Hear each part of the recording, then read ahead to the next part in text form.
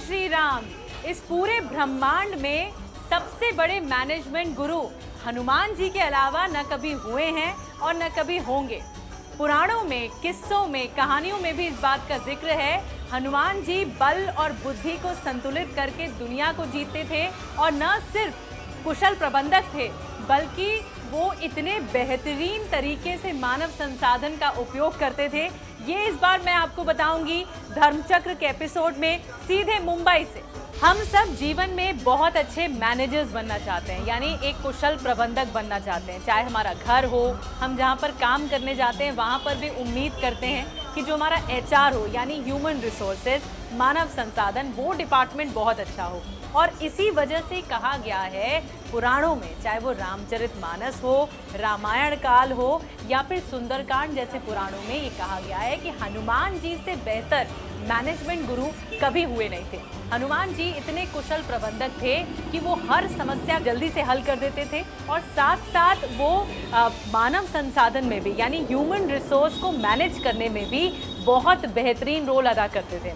उनसे ही जुड़ी हुई 2 घटनाएं सामने आई हैं जो मैं आज आपको जिक्र करना चाहती हूँ। एक घटना है जो बताती है कि हमें किस तरह मैनेजमेंट की सीख मिलती है। हनुमान जी की घटना जुड़ी हुई है। जब हनुमान जी सीता माता की खोज में लंका की तरफ आगे बढ़ रहे थे तो उन्हें बीच रास्ते में समुद्र देव मिले। समुद्र देव ने उन्हें निमंत्रण दिया। उन्होंने कहा कि आप थक गए होंगे हनुमान जी, तो आप आराम कर लीजिए। इतने में हनुमान जी ने कहा कि नहीं, विश्राम का तो वक्त नहीं है, लेकिन हाँ, मैं आपके निमंत्रण का सम्मान ज़रूर करता हूँ। और जैसा कि समुद्र देव ने उन्हें निमंत्रण दिया कि जो मैनाक पर्वत हैं आप उसमें विश्राम कर सकते हैं, तो हनुमान जी ने कहा कि मैं विश्राम तो नहीं करूँगा, लेकिन वो पर्वत छू के आगे बढ़ गए, यानी वो लंका की तरफ आगे बढ़ गए बिना विश्राम के। तो हनुमान जी की ये घटना हमें ये सीख देती है कि बिना विश्राम की, जब तक लक्ष्य हासिल नहीं हो जाता, जब तक लक्ष्य की प्राप्ति नहीं हो जाती, तब तक विश्राम नहीं किया जाना चाहिए। और जैसे ही आपको लक्ष्य हासिल हो जाए तब आप विश्राम कर सकते हैं, आराम कर सकते हैं। एक और घटना है जो बताती है कि जब हनुमान जी के रास्ते में विघ्न आया तो कैसे उन्होंने समस्या का हल ढूंढने की कोशिश की। और ये घटना हमें ये भी सीख देती है कि लक्ष्य की प्राप्ति के लिए अगर झुकना भी पड़े तो झुक जाना चाहिए।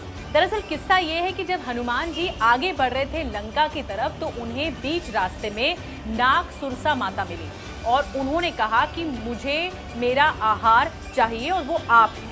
तो हनुमान जी ने कहा कि अभी मैं बहुत जल्दी में हूँ और मुझे एक बार प्रभु श्री राम का काम करने दीजिए, उसके बाद मैं खुद आपका आहार बन जाऊंगा। लेकिन सुरसा नाग माता मानी नहीं और वो जिद पर अड़ गई। हनुमान जी समझ गए कि ये मामला दरअसल उनकी बात मानने का नहीं या उनके आहार बनने का नहीं है, ये मामला अहम का है, ये मामला ईगो का है। तो उन्होंने क्या किया, जैसे ही सुरसा माता ने अपना विशाल शरीर बड़ा किया, हनुमान जी ने भी बड़ा कर लिया अपना शरीर। उसके बाद उन्हें समझ में आया कि ये मामला तो अहम से जुड़ा हुआ है।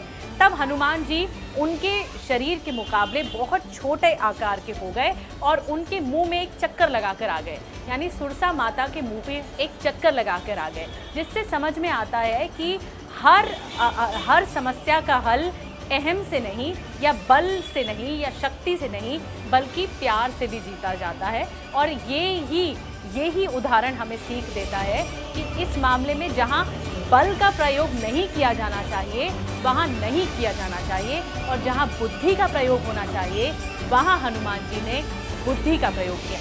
तो अगले एपिसोड में एक बार फिर से मुलाकात होगी, तब तक मुझे इजाजत दीजिए। नमस्कार।